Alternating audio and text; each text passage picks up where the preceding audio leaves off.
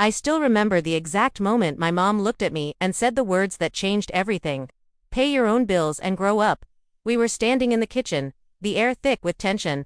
She had her arms crossed, tapping her foot like a judge waiting for a guilty verdict. To her, I was still the irresponsible child who didn't deserve support. To me, this was just another reminder that in her eyes, I would never be enough. I was 23, working full-time, paying part of the rent, buying groceries, and covering my own phone bill, but none of that mattered. Anytime something went wrong, an unexpected expense, a late payment, she used it as proof that I was bad with money. That day, the argument started over something small. The electricity bill had gone up, and she accused me of wasting power. I tried to explain that rates had increased, but she cut me off mid-sentence. If you're so independent, she snapped, then start acting like it. Pay your own bills. All of them, and maybe then you'll finally grow up. Her words weren't advice, they were a challenge. I felt my chest tighten, not with anger but with clarity. For the first time, I realized something painful. My mom didn't want me to succeed. She wanted control. As long as she helped with certain bills, she could remind me that I owed her. She could criticize, belittle, and remind me who had the power. I didn't yell, I didn't cry, I just nodded. Okay, I said quietly. She smirked, clearly satisfied. In her mind, she had won.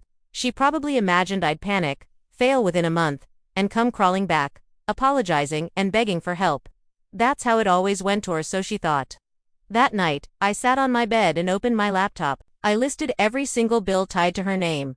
Rent contribution, utilities, internet, insurance, everything. Then I looked at my savings. It wasn't much, but it was enough for a start. That's when I made the decision. If she wanted me to pay my own bills, I wouldn't just do that. I would remove her financial power over me completely. No shared accounts. No partial payments. No I helped you, so you owe me lectures. I would restructure my entire life so she could never use money as a weapon again. I didn't tell her my plan. I didn't warn her. I just started preparing in silence. Because what she didn't realize was this: her words weren't pushing me down. They were pushing me away. And soon, she'd realize that telling me to grow up came with consequences she never expected. She thought I'd fail without her help, but the next step I took would flip our entire power dynamic upside down. The next few weeks felt like I was living a double life. On the surface, nothing had changed. I still came home, still ate dinner at the same table, still listened to my mom complain about money, responsibility, and how kids these days didn't understand adulthood. She acted calm, almost smug, like she was waiting for reality to hit me. But behind the scenes, I was quietly dismantling the system she used to control me. The first thing I did was open a brand new bank account, one she knew nothing about. No joint access, no emergency visibility, just mine. My paycheck went straight there, and for the first time, I could actually see my money without feeling judged for every transaction. Next came the bills. I called the internet provider and set up my own line. I switched my phone plan to an individual account. I updated my insurance details. Every call felt terrifying and empowering at the same time. I'd never handled this much alone before, but I learned fast, because I had to.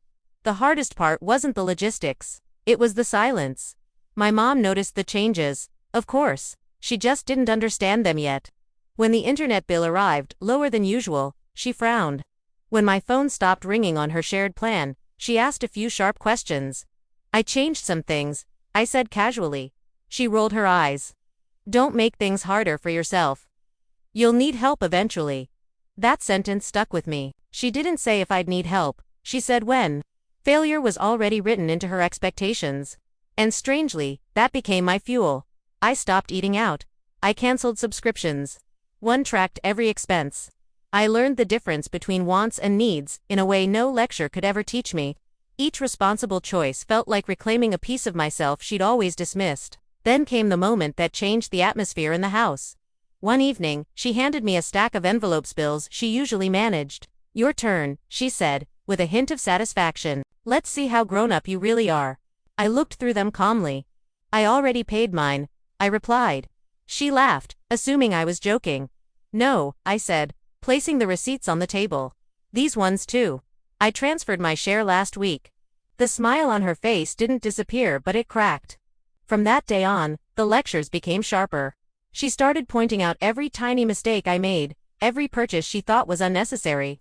It was like she felt her grip loosening and was trying desperately to tighten it again. What she didn't know was that I was preparing for something bigger. Paying my own bills wasn't the end goal. It was the first step toward something that would completely change our relationship and force her to see me in a way she never had before. She thought independence would humble me, but the move I made next would leave her stunned and questioning everything she thought she knew about me.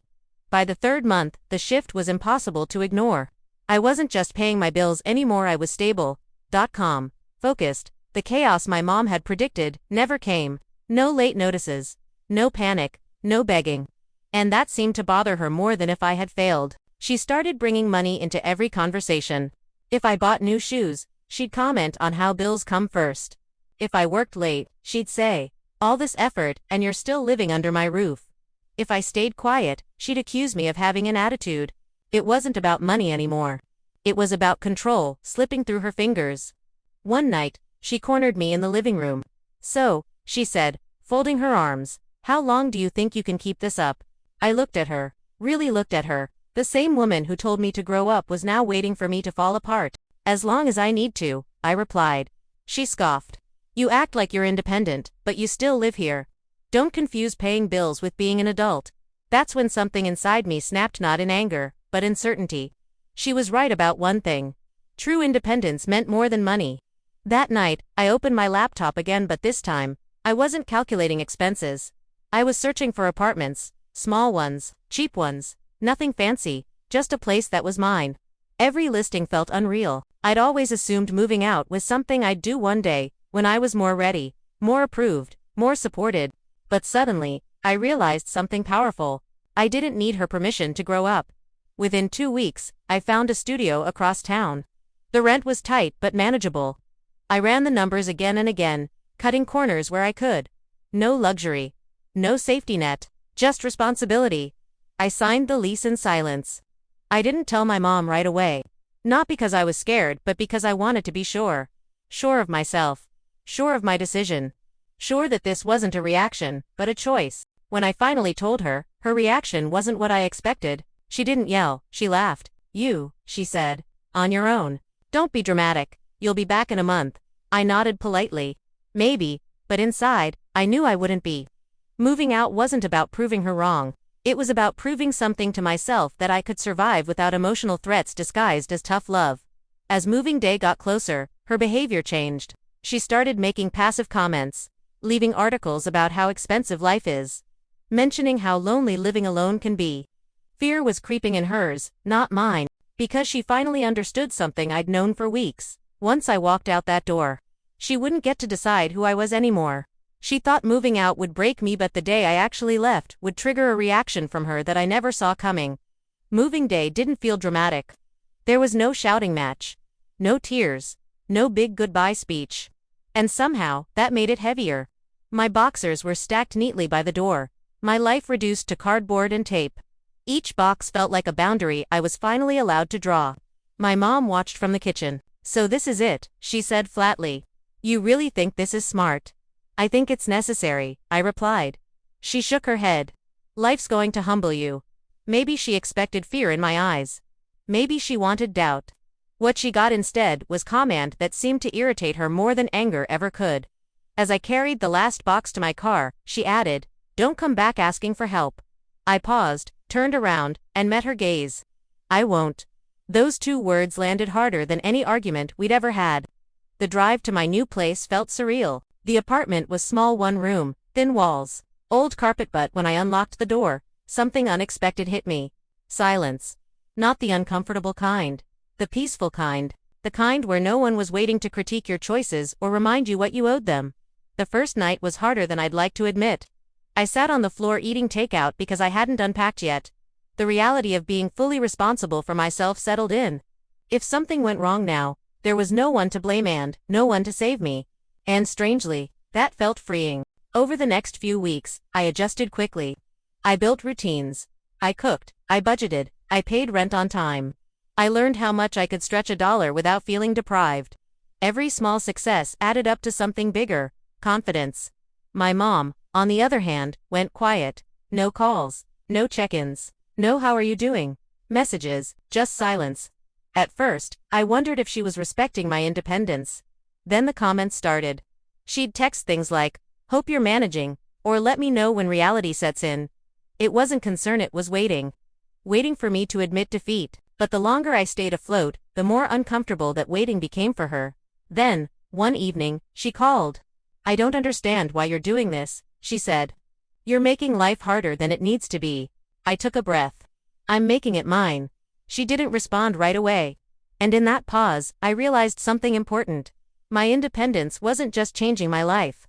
It was forcing her to face something she'd avoided for years, the possibility that she wasn't needed the way she thought she was. And that realization didn't sit well with her at all. I thought moving out was the final step, but what my mom did next proved she still wasn't ready to let go of control. A few days after that call, my mom showed up at my apartment unannounced. I opened the door and felt my stomach drop, not out of fear, but surprise. She stood there holding a grocery bag, like this was some kind of peace offering. "I was in the area," she said. "Thought I'd check on you." I stepped aside and let her in. She looked around slowly, taking in the small space. The mismatched furniture. The folded blanket on the couch. The dishes drying by the sink. I could almost hear the thoughts running through her head, calculating, judging, comparing. "This is small," she finally said. "It's enough," I replied. She sighed and sat down. "You don't have to struggle like this. You could come back home, save money, do things the smart way." There it was. Not concern, not pride. An invitation back into the same system I'd just escaped. "I'm not struggling," I said calmly. "I'm doing fine." She frowned. "You think this is fine? Living paycheck to paycheck?" "I think learning how to stand on my own is worth it." Her tone shifted. "After everything I've done for you, this is how you repay me." That sentence used to crush me. It used to make me second-guess everything. But this time, it just sounded tired. Predictable. "I'm grateful," I said. "But gratitude doesn't mean giving up my independence." She stood up abruptly. "You're being stubborn." "No," I said softly. "I'm setting boundaries." That word hit her like an insult. She accused me of being cold, ungrateful, influenced by bad ideas. She warned me that the world wouldn't be kind, that I'd regret pushing family away. But beneath all of it, I heard the truth she couldn't say out loud. She was scared. Scared that without financial leverage, she didn't know how to relate to me. Scared that I no longer needed her approval to survive. Scared that pay your own bills hadn't broken MIT, had freed me. When she left, she didn't hug me. She said, "Don't expect things to be the same." And for the first time, I smiled. Because I didn't want them to be. That night, I reviewed my finances again, not out of fear, but pride. I wasn't rich. I wasn't comfortable, but I was capable. And that was something no one could take from me. A week later, she sent me a message that proved just how much the balance had shifted. It read, "Can we talk?" I think I may have been too harsh. I stared at my phone for a long time. This was the moment I never thought would come. The moment she realized her ultimatum had backfired. The moment she felt the consequences of telling me to grow up. But how I chose to respond would change everything between us. She finally wanted to talk, but my decision about what to say next would shock her more than moving out ever did. I didn't reply right away. Old me would have answered instantly, relieved, hopeful, ready to smooth things over. But this time, I sat with the message. I read it again and again, not for what it said, but for what it didn't. There was no apology, no accountability. Just an opening on her terms.